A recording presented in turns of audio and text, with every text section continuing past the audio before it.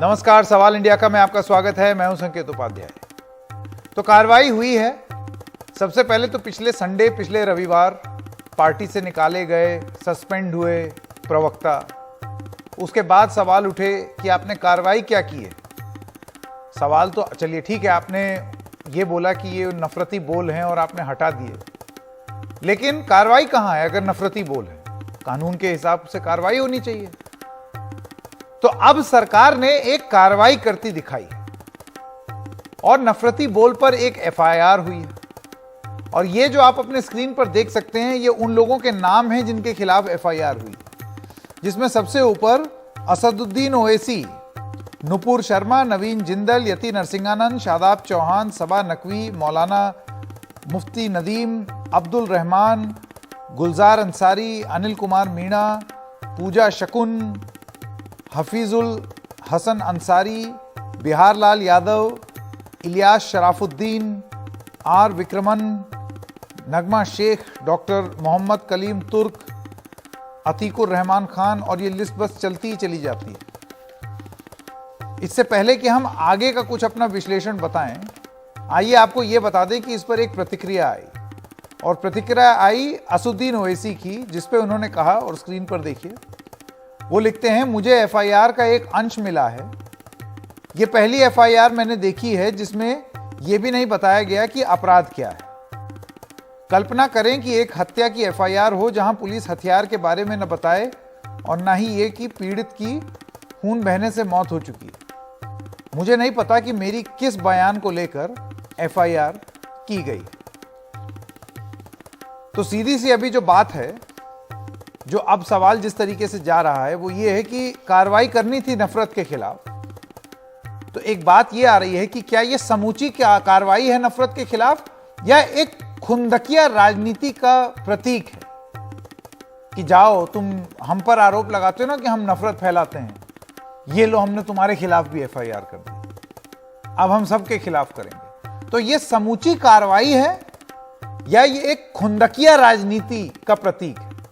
सबसे पहले सौरभ शुक्ला के पास जाते हैं। सौरभ शुक्ला ने थोड़ा सा विश्लेषण किया है कि ये एफआईआर किस तरीके से हुई है, इसमें कितने नाम हैं, क्या हैं। सौरभ, कुछ डिटेल में आप बताना चाहेंगे? बिल्कुल। देखिए संकेत, जो दिल्ली पुलिस है उसने अभी तक एफआईआर के कंटेंट शेयर नहीं किए हैं कि क्या स्पेसिफिक क्या किसने बयान दिया और उस बयान के आधार पर उन्होंने मुकदमा दर्ज किया है। दिल्ली पुलिस की तरफ से कहा गया है कि उन्होंने नुपुर शर्मा के बयान को लेकर के और उसके जो उसको लेकर के जो प्रतिक्रियाएं आई हैं उन पर सुओ मोटो कॉग्निजेंस लेकर के ये मुकदमा दर्ज किया है। आपने 32 लोगों के नाम बताए और उसमें जैसे आपने बताया कि ओवैसी साहब ये पूछ रहे हैं कि आपने उनके खिलाफ एफआईआर तो की है, पर कौन सा बयान है जो भड़काऊ है जिसको लेकर के एफआईआर दर्ज की, आपने ये नहीं बताया है। साथ ही उन्होंने ट्वीट में ये भी लिखा है कि आपने यति नरसिंहानंद के खिलाफ कोई कार्रवाई नहीं की, जबकि साफ तौर पर जो हरिद्वार हेट स्पीच में जब यति जेल गया था और उसके बाद जेल से बाहर आया तो उसकी बेल कंडीशंस में था कि वो नफरती बयान नहीं देगा। सुप्रीम कोर्ट तक बात पहुंच चुकी है उसको लेकर के। देखिए, अगर आप बात करें, दिल्ली पुलिस बहुत इस पूरे मामले पर सोच समझकर आगे कदम रख रही है। कहीं ना कहीं एक बैलेंसिंग एक्ट की तरह इस एफआईआर को देखा जा सकता है। संकेत, जैसा आपने कहा कि आप हमारे खिलाफ कार्रवाई करने की मांग कर रहे थे, लीजिए हम आपके खिलाफ भी कर रहे हैं, उनके खिलाफ भी कर रहे हैं। अब अगर देखिए बहुत बड़ा धर्म संकट होगा, दिल्ली पुलिस कैसे कार्रवाई करती है बहुत दिलचस्प होगा और आगे के लिए नजीर भी होगा कि अगर मान लेते हैं कि नुपुर शर्मा की पर कार्रवाई करती है दिल्ली पुलिस, उनको गिरफ्तार करती है, तो हल्ला मचेगा कि भैया आपने नुपुर शर्मा को गिरफ्तार किया तो फिर एफआईआर में तो ओवैसी का नाम भी है, ओवैसी को भी गिरफ्तार क्यों नहीं करते, ओवैसी को भी गिरफ्तार करो। अब ओवैसी पे कार्रवाई की तो कह रहे तुमने, ओवैसी पे तो कार्रवाई कर रहे हो, अब तुम नुपुर शर्मा पे नहीं कर रहे हो। ऐसे ही याद होगा, अभी जेएनयू में हिंसा हुई थी, आपको याद होगा, और 2 छात्र संगठन, छात्र गुट बट गए थे, आपस में भिड़ गए थे और उसमें दोनों तरफ के लोगों पर एफआईआर की थी दिल्ली पुलिस ने और किसी की गिरफ्तारी नहीं हुई आज तक। तो कहीं ना कहीं अब देखना होगा इस पर दिल्ली पुलिस आगे कैसे जाती है। अभी फिलहाल जो दिल्ली पुलिस का फ्यूचर कोर्स ऑफ एक्शन है, संकेत, उनका कहना है कि उन्होंने जो सोशल मीडिया प्लेटफॉर्म्स हैं और टीवी चैनल्स हैं उनको नोटिस भेज करके और जानकारी मांगी है इनके बयानों के बारे में और इन्होंने जो भाषण दिए हैं उसके बारे में। देखिए, जैसे इसमें कुछ नाम जिनके बारे में थोड़ी चर्चा कर लेते हैं। इलियास सरफुद्दीन का नाम है। इलियास सरफुद्दीन बड़ी चर्चा में था, ये हैदराबाद में रहता है और पिछले 2 दिन से चैनलों में बैठ करके हिंदू देवी देवताओं के बारे में बड़ी अभद्र टिप्पणी की इसने, जी न्यूज में बैठ के और दूसरे चैनल्स में बैठ करके ये अभद्र टिप्पणी की, तो वो वहां से अंश उठाया गया। सबा नकवी ने भी एक प्राइवेट चैनल में अपना वक्तव्य रखा जिसके जो दिल्ली पुलिस को लगता है कि भड़काऊ है, और जो 3 धाराएं लगाई गई 153, 295 और 505, ये तीनों धाराएं ही धार्मिक उन्माद फैलाने से जुड़ी हुई हैं। ये 3 धाराएं लगाई हैं दिल्ली पुलिस ने। इसके अलावा शादाब चौहान का एक बयान है जो पीस पार्टी के स्पोक्स पर्सन है, उन पर उसको लेकर के मुकदमा दर्ज किया गया है। ऐसे ही और नाम है, और इसमें बता दें कि कुल 32 नाम है, 31 प्लस अदर्स, तो इसमें 20 मुसलमान है और 11 हिंदू हैं जिनके खिलाफ एफआईआर की गई, जिसमें पूजा शकुन पांडे भी हैं जो अलीगढ़ में रहती हैं, हिंदू महासभा की राष्ट्रीय सचिव हैं। तो बस अंत में जो सार यही है कि बैलेंसिंग एक्ट है, और अगर कार्रवाई नुपुर शर्मा पे हुई तो सब हल्ला मचेगा कि भाई नुपुर शर्मा पे कार्रवाई कर रहे हैं तो ओवैसी पे क्यों नहीं कर रहे हैं आप लोग, और ओवैसी पे करी तो नुपुर शर्मा पे क्यों नहीं कर रहे हैं। अब इसमें देखना होगा दिल्ली पुलिस कार्रवाई कैसे करती है। कहीं ऐसा ना हो जाए जैसे सौरभ बता रहे हैं कि पता चला कि ना इधर कार्रवाई हो ना उधर हो, और अपनी ये बचाने के लिए, साख बचाने के लिए कि कहीं कोई सवाल ना उठाए। देखो हमने सब पे कार्रवाई कर ली। पुलिस के जो एफआईआर होती है वो पॉलिटिकल बैलेंसिंग एक्ट से नहीं होती। आप क्राइम के हिसाब से वो एफआईआर करेंगे, किसका जुर्म है उसके हिसाब से वो एफआईआर करेंगे। अब जांच कैसे होगी ये देखते बनेगा। डॉक्टर सुरजीत सिंह डांग, आप पूर्व नेता हैं, पूर्व मंत्री हैं और नेता हैं भारतीय जनता पार्टी के। डॉक्टर विशाल मिश्रा, आप भारतीय जनता पार्टी समर्थक। वरिष्ठ पत्रकार हेमंत अत्री और मुकेश शर्मा, प्रवक्ता कांग्रेस पार्टी। आप सब लोगों का बहुत बहुत स्वागत। डांग साहब, मैं सबसे पहले आपके पास आना चाहता हूं और आपसे सवाल ये पूछना चाहता हूं कि ये समूची कार्रवाई की तरह देखा जाए या एक अजीब सा खुंदकिया कार्रवाई की तरह देखा जाए कि हमारे लोगों के खिलाफ आरोप उठाया, लो हमारे 2 तुम्हारे 4। संकेत जी, ये प्रश्न पैदा ही क्यों हुआ? कार्रवाई करने का प्रश्न ही पैदा क्यों हुआ? जब इस प्रकार की बहस टेलीविजन पर होगी जहां एक दूसरे की भावनाओं पर चोट करने की कोशिश की जाएगी, तो इस प्रकार की परिस्थिति उत्पन्न होती है। वास्तविकता यह है कि हमारे धर्म ग्रंथ, लगभग सभी धर्मों के ग्रंथों में, वो कोई 1600 साल पहले लिखा गया, कोई 2000 साल पहले लिखा गया, कोई और पहले लिखा गया, तो देश काल के अनुसार, परिस्थितियों के अनुसार वो धर्म ग्रंथ लिखे गए थे। आज उनका अर्थ का अनर्थ बनाया जाता है उन लोगों द्वारा जिनसे उनका हलवा माड़ा चलता है या उनकी राजनीति चलती है। अब कई धर्म ग्रंथों में लिखा है कि पृथ्वी चपटी, कई धर्म ग्रंथों में लिखा है कि सूर्य पृथ्वी के चक्कर लगाता है। अब ये विज्ञान सम्मत तो है नहीं। और जब इस प्रकार की बातें अभी तक तो नहीं आई थी, इस चर्चा होने के कारण बहुत सी बातें जो उस धर्म के अनुयायी भी नहीं जानते थे, वो अब चर्चा का विषय बन रही हैं। और जब चर्चा का विषय बनती हैं तो कहीं कहीं लोग हंसते हैं, कहीं व्यंग्य करते हैं, कहीं विरोध करते हैं और कहीं अप्राकृतिक प्रतिक्रिया भी करते हैं।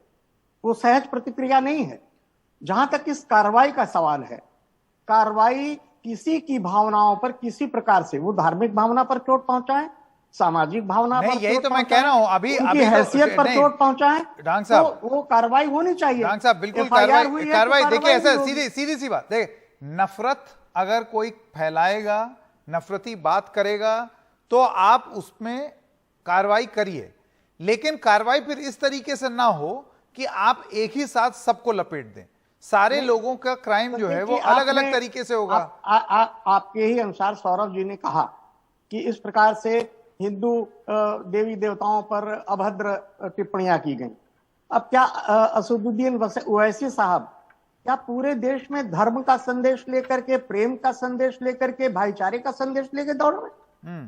किस प्रकार के वक्तव्य वो देते हैं और किस प्रकार से वो बाहर और अंदर से चोट करने की चेष्टा करते हैं, समाज को बांटने की चेष्टा करते हैं। मैं आपके पास आना चाहता हूं। क्या मुझे ये कहना पड़ेगा मुकेश जी? और इसी प्रकार से ठीक हर धर्म के पास आना चाहता हूं। मुकेश शर्मा, एक मिनट, मुकेश शर्मा जी, आप ये बताइए कि पुलिस ने, उसमें 2 प्रकार के लोग होते हैं। अच्छा डॉक्टर डांग, हो गई आपने अपनी बात कह दी। सामंजस्य की बात करते हैं, एक फूट डाल देंगे। मुकेश शर्मा जी, अब मैं आपके पास आना चाहता हूं। बस डॉक्टर डांग, हो गया, समझ गए आपकी बात। धन्यवाद संकेत जी, मैंने संकेत दे दिया। अब आप उपाध्याय हैं, उसका इससे कोई लेना देना नहीं है। कि मैं कोई भी रहूं। मुकेश शर्मा जी, मैं आपके पास आना चाहता हूं और आपसे मैं ये जानना चाहता हूं कि क्या इससे नफरत रुक जाएगी? ये जो इस तरीके की एफआईआर कर देना है कि अब बच के रहो, अब जरा सा भी नफरत हुई, इसको किस तरीके से लिया जाए इस एफआईआर को? क्या ये एफआईआर के पीछे मकसद ये है कि अब बच के रहो, चाहे किसी भी धर्म के हो, नफरत फैलाओगे नाप दिए जाओगे, या इस एफआईआर के पीछे मंशा ये है अरे बाप रे इस बवाल से कैसे निपटे हैं, चलो सबके खिलाफ एफआईआर कर दें? संकेत जी, मैं दिल्ली पुलिस प्रोफेशनल पुलिस है। दिल्ली पुलिस ने जो एफआईआर की है, मैं कानून का जानकार ज्यादा नहीं हूँ। मैं एक बड़ी सामाजिक बात कहना चाहता हूँ, व्यवहारिक बात कहना चाहता हूँ जो आपने अभी कही। एक नेशनल टेलीविजन चैनल पर बैठकर, मैं ही आपके चैनल पर बैठकर अभी कोई भड़काऊ बात कह दूं और आज से 14 दिन के बाद जब पूरी दुनिया में मेरे खिलाफ बवाल मच जाए तो फिर ये मुद्दा उठे, तो ये सोचने का प्रश्न है। प्रश्न इस बात का है कि इसकी जहरीली भाषा की, या जिन लोगों को नफरत विरासत में मिली है, उस पार्टी के प्रवक्ता ने आज से 12-15 दिन पहले नुपुर शर्मा जी ने जिस तरीके का वक्तव्य दिया है, उसके बाद चाहे वो नवीन जिंदल हो, चाहे वो ओवैसी हो, जो भी लोग हैं, मुझे बहुत लंबी चौड़ी लिस्ट आप बता रहे हैं, उसके कंटेस्ट में लोगों ने ट्वीट किए, लोगों ने अपनी भावनाएं व्यक्त की, उन लोगों के खिलाफ, सबके खिलाफ एफआईआर दर्ज कर दी गई। मुझे जानने का अधिकार है, मुझे ही नहीं पूरे देश को जानने का अधिकार है कि जिस दिन राष्ट्रीय टेलीविजन पर यह प्रतिक्रिया नुपुर जी ने व्यक्त की थी, उसी दिन शाम को कानून को अपना काम करना चाहिए था, एफआईआर दर्ज करके उनकी तुरंत प्रभाव से गिरफ्तारी की जानी चाहिए थी। और उसके बाद जो लोग उन्माद में शामिल होते, चाहे वो मुकेश शर्मा ही क्यों ना हो, कोई भी हो, उसके खिलाफ आप कार्रवाई करें, किसी को इतराज नहीं है। लेकिन आज 15 दिन के बाद जिस तरीके से एफआईआर हुई है, उससे निश्चित तौर पर यह संदेश जा रहा है कि इस मामले को रफा दफा करने के लिए, इस पर दीपापोती करने के लिए एफआईआर दर्ज कर दी गई है। अब ये मामला इन्वेस्टिगेशन में जाएगा। मैं पुलिसिंग पर कोई सवाल नहीं उठा रहा, दिल्ली पुलिस प्रोफेशनल पुलिस सब अपने ढंग से काम करेगी, कानून अपना काम करेगा। लेकिन इसकी टाइमिंग को लेकर निश्चित तौर पर हिंदुस्तान के लोगों में रोष है।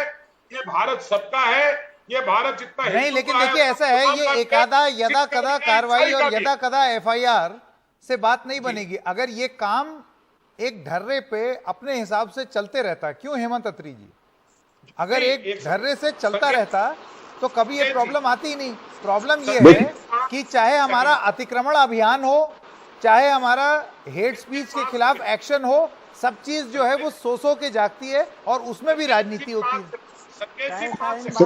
संकेत जी, इसमें एक चीज बड़ी स्पष्ट है, जैसा आपने कहा, ये विशुद्ध रूप से खुंदकिया कार्रवाई है और संतुलन साधने की एक कवायद है। 15 दिन जब हो गए हैं उस घटना को, मुझे ये बताइए कि, माफ कीजिएगा अगर कोई मेरे मुंह से ऐसी बात निकले, सबसे बड़ी बात है उस प्रवक्ता ने जिस चैनल पे ये बात कही उसके खिलाफ क्या कार्रवाई हुई।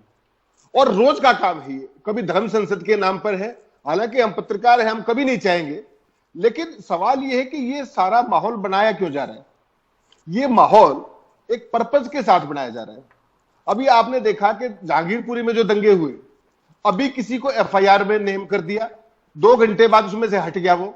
जैसे एक हमारे साथी ने भी कहा कि जेएनयू के दंगे हुए थे। दिल्ली पुलिस एक प्रोफेशनल फोर्स हुआ करती थी, आज वो कहां खड़ी है।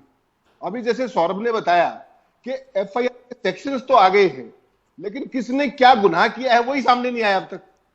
तो ऐसी क्या आफत हो गई कि 15 दिन से आप इंतजार कर रहे थे और आज जब आपने एफआईआर की तो उसमें भी 32 लोगों को जोड़ लिया। अगर किसी ने कोई इस तरह की चीज की है तो दिल्ली पुलिस का काम उसको सारे को जांच करके उनका सलाखों के पीछे डालना है। यहां हो क्या रहा है, बिल्कुल यहां हो क्या रहा है संकेत भाई, यहां हो रहा है बंटवारा और प्रमोशन की जा रही है एक तरीके से। और जिस महिला ने, मैं इसका नाम भी नहीं लेना चाहूंगा, जिस महिला ने ये किया सारा, उसको सिक्योरिटी दी जा रही है। यतीनानंद जिनका आप नाम ले रहे थे अभी, उनका कत्ल कर दिया जाए, ये फतवे भी दिए जा रहे हैं। नहीं, आप छोड़ दीजिए, नहीं बता रहे हैं आप। इस देश का भट्ठा बिठाने की आपने मेरे कहा बता रहे हैं आप। और किस बात पर उनकी प्रतिक्रिया आई थी, छोड़ दीजिए, जो जिस वक्तव्य पर उनकी प्रतिक्रिया आपने उस वक्तव्य वाले को उस वक्तव्य वाले को क्या नोबेल पुरस्कार देना चाहिए? मैं तो ये कह रहा हूं मैं ये कह रहा हूं क्या जिसने भी कहना बदतमीजी चाहते की है, आप छोड़ उसे दीजिए। नोबेल पुरस्कार देना चाहिए, आपने उसका नाम नहीं लिया। जिसने बदतमीजी की है, चाहे वो कोई भी हो, उन अरे, सबको पीछे अभी डालिए आपने ना। बात ठीक की, अभी आपने सही रास्ता लिया है। आप किसी को बोलने देंगे तब ना? नहीं, आपने आप तो ठेका ले बोलेंगे रखा है नहीं। देश का बट्टा बिठाने अरे, का। मैं न कहता तो आप न बोलते हेमंत जी, मैं आप नहीं शांत बताऊं। रहिए, जो- आप नहीं बताएंगे मैं क्या शांत कहूंगा। आप मुझे शांत संकेत इस भाई, प्रकार से नहीं कर सकते। हम सब की जिम्मेदारी है आप कि गलत ये बात जो कहते चीजें हो, हो रही, चाहें कि दूसरा कोई प्रतिक्रिया न करे, आप ये बीच में नहीं शांत चलेगा। रहिए। संकेत जी, एक एक करके ठीक है। ये ये देखिए, AIMM मुद्दा हो- ऐसा है, इस पे गर्मा गर्म बहस जरूर होती है, लेकिन इस तरीके से की संकेत जाए जी, कि मैं मुंह से कुछ। संकेत जी, मैं कभी इस भाषा का संयम नहीं त्यागता हाँ, हूं। भाषा का जब संयम तक- जरा गड़बड़ ना हो। हाँ। जब तक आप बात पूरी नहीं होने देंगे, मेरी बात पूरी होने नहीं दी जा रही। सवाल ये है, AMI के जो ओवैसी है वो बाहर क्यों घूम रहे हैं, मुझे बताइए आप। उनको अंदर क्यों नहीं देते आप? आपकी सरकार ने डालना है ना उनको, डालिए आप। अगर वो भड़काऊ भाषण दे रहे हैं तो सही बात है। और अब जो समान धर्म कार्रवाई संसद के अगर लोग हो। संदेश फैला ये जो मेरे साथी जो आपत्ति कर रहे थे, इनसे पूछिए इन्होंने धर्म संसद वालों के खिलाफ क्या किया। किसी धर्म पर कोई टिप्पणी ही नहीं करते। नहीं, आप छोड़ दीजिए, नहीं, आपकी मंशा, ठीक कह रहे आपकी हैं आप। सियासत सारी सारा देश देख रहा दुनिया है। देख रही है। इस पूरा देश ठीक को है, देख अब रहे मुझे हैं। यहाँ पर डॉक्टर विशाल मिश्रा ने नहीं बोला है, उनके पास चलते हैं। डॉक्टर मिश्रा, अभी आता हूं। मुकेश जी, अभी आता हूं आपके पास। डॉक्टर मिश्रा, मेरा आपसे सवाल यह है कि कार्रवाई करना है और नफरत फैलाने वालों के खिलाफ भी कार्रवाई करना है, यह जरूरी है। लेकिन अगर आप एक साथ 32 लोगों के खिलाफ FIR कर दें, जिसमें अभी यह स्पष्ट ही नहीं है कि किस चीज को लेकर के हो रही है, कौन सी धारा है ना, हर मामला अलग अलग है। यह कोई एक मामला थोड़ी है, किसी ने कुछ बोला, किसी ने कुछ बोला। तो ऐसे में आपको नहीं लगता है कि एक अजीब सा संदेश जाता है कि यह एक पॉलिटिकल FIR है, ना कि एक लीगल FIR है? देखिए संकेत जी, कि जो कार्रवाई सबसे- करते हुए दिखो। संकेत जी, सबसे पहले और जो मूलभूत बात है वो ये है कि भारत एक लोकतांत्रिक संप्रभु गणराज्य है। भारत में विधि का शासन है और constitution is the supreme law of the land. तो जो कुछ भी है वो कानून के सम्मत, विधि के सम्मत, संविधान के सम्मत चीजें होंगी। ये हमें पहले से ही नैरेटिव सेट करने की कोई आवश्यकता नहीं है कि एक तरफा है, कि बैलेंसिंग है, कि कुछ और है। Let the police do their job. जो बात है सामने आ जाएगी। क्या आ जाएगी? सत्य को प्रमाण की आवश्यकता नहीं, पुलिस को जांच करने दीजिए। पुलिस ने FIR दर्ज की है ना। तो मैं कह रहा हूं कि हम पहले से ये नैरेटिव क्यों सेट कर लें कि प्रीज्यूम क्यों हो जाए। Let them do their job. Professional है, उनको उस फील्ड में एक्सपर्टाइज है। और जब constitution is the supreme law है, रूल ऑफ लॉ का शासन है, तो न्यायपालिका है ना गलत और सही को देखने के लिए। ये पहले से नैरेटिव बना लेने की आवश्यकता तो मुझे नहीं प्रतीत होती कि कोई है। हमें संविधान में विश्वास करना मैं होगा। आपको बताता हूं डॉक्टर मिश्रा, भारत की लोकतांत्रिक डॉक्टर प्रक्रिया में मिश्रा, विश्वास मैं करना आपको होगा। बताता हूं क्यों राजनीति की बात आ जाती है। ये FIR कब हो रही है? बयान हेट स्पीच के 15 दिन बाद, अंतर्राष्ट्रीय बवाल के बाद। संकेत जी, ये अपने अपने देखने का नजरिया है। किसी के लिए आधा गिलास भरा है तो किसी के लिए आधा खाली। नजरिया नहीं है, पुलिस हकीकत कार्रवाई है डॉक्टर मिश्रा। पर सवाल 15 दिन बाद ही हुई है कार्रवाई। कुछ लोग प्रोफेशनल नैरेटिव क्रिएटर हैं, वो नैरेटिव कहीं न कहीं से नया गढ़ के ले आएंगे साहब। क्या डॉक्टर डांग क्या कह रहे हैं? वो रोजी रोटी एक है सेकंड, उनकी। डॉक्टर डांग ने उसी के कारण जाने जाते हैं। डॉक्टर सुरजीत सिंह कुछ नया आरोप लगा रहे हैं। नहीं, आरोप नहीं है ये। हाँ, कुछ लोग हैं जो नए नैरेटिव गढ़ेंगे। कोई चीज नहीं कि हवा में से ले आएंगे पकड़ के कोई न कोई। अच्छा, मुझे आप ये बताइए, नहीं, बड़े खूबसूरत लोग, बड़े बुद्धिमान लोग हैं। इंडियन मैं पीनल सम्मान कोड करता हूं उनका। के doctor Surjit Singh, Indian penal code की कौन सी धारा में नैरेटिव सेट करना अपराध है? नहीं, बिल्कुल नहीं है साहब। वो तो मैं उनकी प्रशंसा कर रहा हूँ, बड़े दिमागदार लोग हैं। मगर उसका परिणाम क्या होता है उसकी चिंता उन्हें नहीं है। देश बढ़ जाए उन्हें उसकी चिंता नहीं है। धार्मिक असहिष्णुता पैदा हो जाए इसकी चिंता उन्हें नहीं है। देश किससे बच रहा है? नफरत फैलाने वालों से। आप क्यों लकीरें खींच रहे हैं? कौन लकीर खींच रहा है? खींच रहे हैं आप, लकीरें खींच रहे हैं। कोई लकीर नहीं खींच रहा मुकेश जी। बहस करना लकीर खींचना नहीं होता है। 15 दिन बाद किया गया, 12 दिन बाद किया गया। क्या मतलब है? पर ये तो फैक्ट है ना, ये सवाल ना कह रहे पूछें, हैं कानून को अपना काम करने दीजिए। ये सवाल ना पूछें। 15 दिन बाद हुआ है, ये फैक्ट है। जुडिशरी कौन अपराधी है तय कर देगी, कौन बचेगा? मुकेश जी, किसी पर तो विश्वास रखिए। मुकेश जी देखिए ऐसा है, अब इस डॉक्टर सुरजीत जी आपकी बस चले और आप जिस तरीके से बोल रहे हैं फिर तो बहस ही ना हो। नहीं मेरा कोई वश है ना, नहीं फिर साहब। नहीं आप फिर तो हम संकेत जी मॉडरेटर आप हैं। हाँ मैं वही तो तो केवल ये मैं कह रहा हूं मुझको कि मॉडरेटर रहने दीजिए, तो narrative अलग अलग करने का विचार धंधा आएंगे, करते हैं। अलग अलग लोग अपनी बात करेंगे और वो बात सामने रखना जरूरी है। मुकेश जी यहाँ पर यह भी जरूरी हो जाता है कि अगर नफरत के खिलाफ कार्रवाई करनी है तो फिर वो सारे राजनीतिक दल कार्रवाई करते हुए दिखें। भारतीय जनता पार्टी ने भले ही 10 दिन बाद लेकिन अपने लोगों के खिलाफ कार्रवाई की। ऐसे बहुत सारे लोग सपा में हैं, ऐसे बहुत सारे लोग कांग्रेस में हैं जिन पर आरोप लगा है, एमआईएम में हैं, उन सब पर हेट स्पीच के आरोप हैं। देखिए, हेट स्पीच कोई एक पार्टी नहीं, सब इकोसिस्टम कर रहे हैं। आपको नहीं लगता उस माहौल को खत्म करने की जरूरत है कि मैं बहुत ज्यादा बोल गया? संकेत जी, जो पार्टी शासन में है, नुपुर शर्मा नहीं है। नुपुर शर्मा देश के उस राजनीतिक दल भारतीय जनता पार्टी जिसका देश में शासन है उसकी राष्ट्रीय प्रवक्ता है। जो वो कह रही है वो भारतीय जनता पार्टी का और सरकार का अधिकृत बयान माना जाएगा। भाजपा ने अपना काम कर दिया था लेकिन सरकार ने अपना काम नहीं किया है। क्या सरकार और भाजपा अलग अलग है? ये गलत संदेश जनता को देकर मूर्ख बनाने का प्रयास ना हो। और मैं एक बात साफ कर दूं डांग साहब, ये देश जितना हिंदू का है उतना सिख का भी है, उतना मुसलमान का भी है, उतना ईसाई का भी है। इस देश में सबका साथ सबका विकास ही हमारा नारा है। सुनान हमें क्या सिखा रहे हैं? आप तुष्टीकरण करते रहे हैं, हम तुष्टीकरण नहीं करेंगे, न हिंदू का, न मुसलमान का, न सिख का, न ईसाई का। हम तुष्टीकरण नहीं करते हैं। कश्मीर में क्या हो रही है आप नहीं बोलोगे, वहां नहीं बोलोगे। आपकी बोलती बंद है, ना आपके नेता बोलेंगे ना आपकी पार्टी बोलेगी। कश्मीर में हिंदुओं की हत्याएं हो रही है, नाम पूछ के, वहां आपकी बोलती बंद है।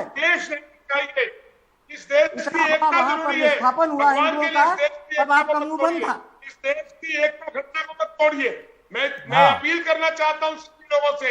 जी बिल्कुल, मुझे यहाँ पर बीच में आना पड़ेगा जी। अब ये देखना होगा कि एफआईआर, मेरे ख्याल से डॉक्टर मिश्रा ने जो बात बोली है, अब आगे चल के अब वही देखना होगा कि पुलिस का जो कार्रवाई है, सबसे पहली बात तो कार्रवाई किन धाराओं में है, किस किस वजह से किस किस को एफआईआर में नाम शामिल किया गया है, और अब आगे की कार्रवाई कैसे होगी, ये बहुत जरूरी होगा देखना। एक छोटे से ब्रेक के लिए रुक रहे हैं, ब्रेक के बाद अपना कार्यक्रम जारी रखेंगे।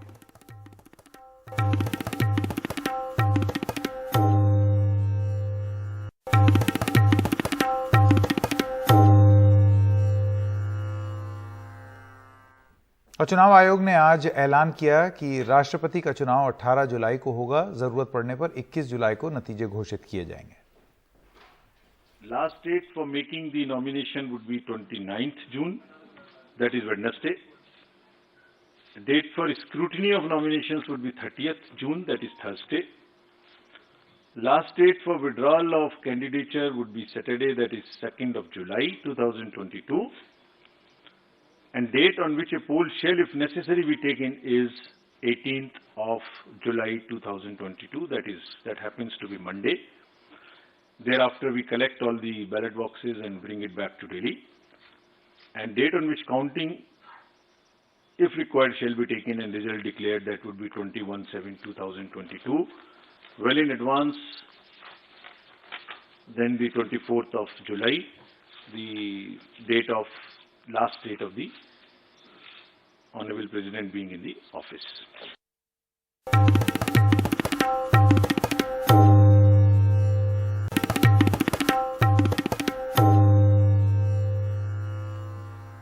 और भारत में ईरान के विदेश मंत्री, ईरान से उनकी जो विदेश मंत्री थे वो यहां भारत आए, प्रधानमंत्री मोदी से उनकी मुलाकात हुई, विदेश मंत्री एस जयशंकर से मुलाकात हुई। लेकिन ईरान का जो दूतावास है उनका दावा यह है कि भारत सरकार ने भरोसा दिया है कि पैगंबर के खिलाफ टिप्पणी करने वालों पर सख्त कार्रवाई होगी। ईरान के दूतावास ने बयान में कहा कि भारत सरकार दोषियों से इस तरह से निपटेगी कि दूसरे लोगों को सबक मिले। हालांकि भारतीय विदेश मंत्रालय की ओर से जारी आधिकारिक बयान में ऐसे किसी संवाद का जिक्र नहीं है। ये सब चीजें होती कैसे हैं और ऐसा क्यों होता है कि एक ही मीटिंग पे दो अलग अलग वर्जन सामने आते हैं? डीपी श्रीवास्तव साहब ईरान में भारत के पूर्व राजदूत हमारे साथ जुड़े हैं। श्रीवास्तव जी, मैं आपसे ये समझना चाहता हूं और जानना चाहता हूं कि ऐसा कैसे हो गया कि एक ही मीटिंग पर एक देश कुछ बोल रहा है और दूसरा देश कुछ और।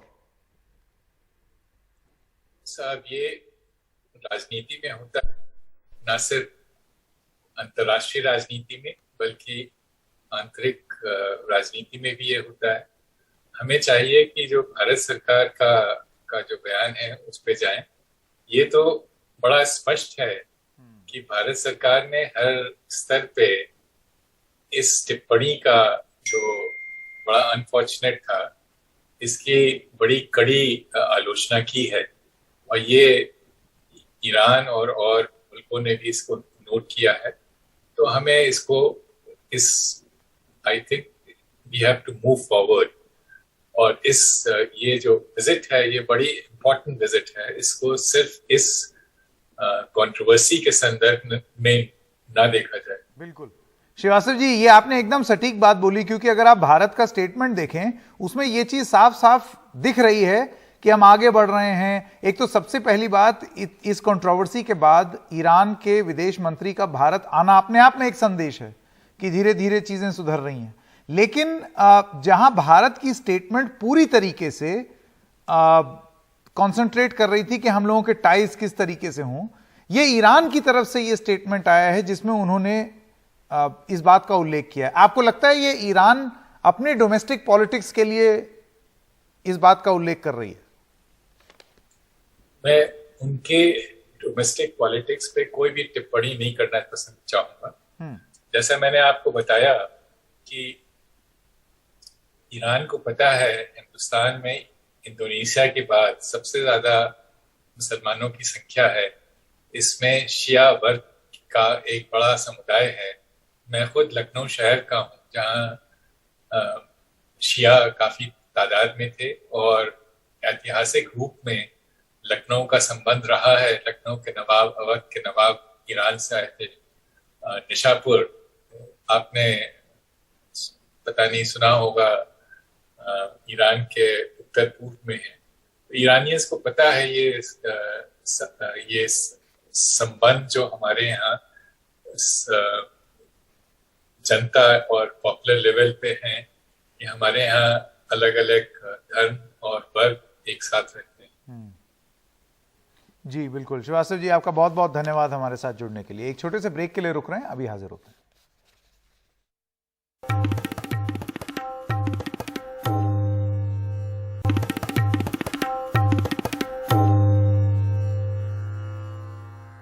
जिस तरीके से माहौल बनाया गया था पूरे शहर में, मुंबई शहर में, जिस तरीके से लॉ एंड ऑर्डर को दरकिनार किया था एक इलेक्टेड एमपी और एक इलेक्टेड एमएलए ने, तो उस पर कार्रवाई तो होगी। Law and order is supreme, और अगर आप किसी तरीके का डिसऑर्डर करना चाहते हैं तो उसकी चार्जशीट हमने फाइल की है।